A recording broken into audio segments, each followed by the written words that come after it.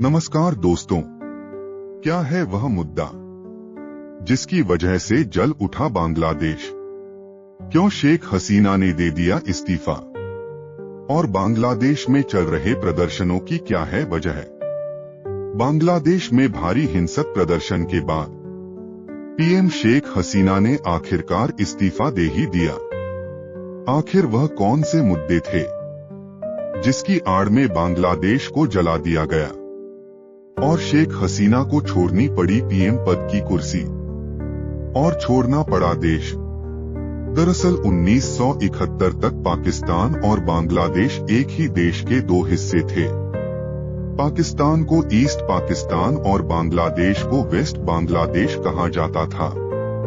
पर 1971 में कुछ कारणों के चलते यहाँ पर मुक्ति संग्राम आंदोलन की शुरुआत हुई। इस आंदोलन में बांग्लादेश पाकिस्तान से अलग हो गया और अपना अलग फ्लैग और आर्मी नियुक्त की। इस आंदोलन में भाग लेने वाले फ्रीडम फाइटरों के वंशजों को सिविल सेवा और सार्वजनिक क्षेत्र की नौकरियों में 30% कोटा दिया गया। कोटा प्रणाली की शुरुआत 1972 में शेख हसीना के पिता प्रधानमंत्री शेख मुजीबुर रहमान ने की थी। यह कोटा आगे से आगे जिन्होंने आंदोलन में भाग लिया, उनके बेटे बेटियों और आगे उनके पोते पोतियों को भी मिलने लगा। इसी बात का दूसरे छात्र विरोध करने लगे। इसके बाद अक्टूबर 2018 में शेख हसीना ने छात्रों द्वारा बड़े पैमाने पर विरोध प्रदर्शनों के बीच सभी आरक्षण को समाप्त करने पर सहमति प्रकट की।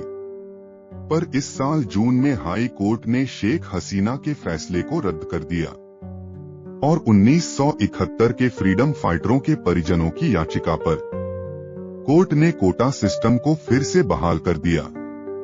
कोर्ट के इस आदेश से 56% सरकारी नौकरियां स्वतंत्रता सेनानियों के बच्चे और पोते पोतियों के अलावा महिलाओं को आरक्षित कर दी। इसी वजह के कारण बांग्लादेश में विरोध प्रदर्शनों ने फिर से जन्म लिया। छात्रों ने सरकार से पूछा कि स्वतंत्रता सेनानियों की तीसरी पीढ़ी को लाभ क्यों दिया जा रहा है और इसके अलावा पूरी तरह से योग्यता के आधार पर भर्ती की मांग की और पूरा आरक्षण हटाने की भी मांग की। आरक्षण हटाने की मांग को लेकर बांग्लादेश में बड़े पैमाने पर शुरू हुआ विरोध प्रदर्शन हाल ही में एक महत्वपूर्ण सरकार विरोधी आंदोलन में बदल गया। इस आंदोलन के चलते शेख हसीना को अपने पद से इस्तीफा देने की मांग भी बढ़ने लगी। सरकार ने आंदोलन को रोकने के लिए कर्फ्यू भी लगाया और पूरी आर्मी आंदोलन को रोकने में लगा दी। पर इस आंदोलन ने बहुत ही भयानक रूप अपना लिया, जिसकी वजह से शेख हसीना को आज इस्तीफा भी देना पड़ा और देश छोड़कर भागना पड़ा। शुरू में आंदोलन सिर्फ आरक्षण को हटाने के लिए ही था, पर बाद में इसके साथ कई और मुद्दे भी जुड़ गए, जैसे कि किसी तरह का भी कोई टैक्स नहीं दिया जाएगा, किसी भी तरह के सरकारी बिल नहीं दिए जाएंगे। बांग्लादेश में सरकार विरोधी प्रदर्शन के दौरान हिंसा में करीब 100 लोग मारे गए हैं और हजारों लोग घायल हुए हैं। देश के प्रमुख शहरों में इंटरनेट का प्रयोग बंद कर दिया गया है और कार्यालय बंद है। रेलवे ने सेवाओं को निलंबित कर दिया है।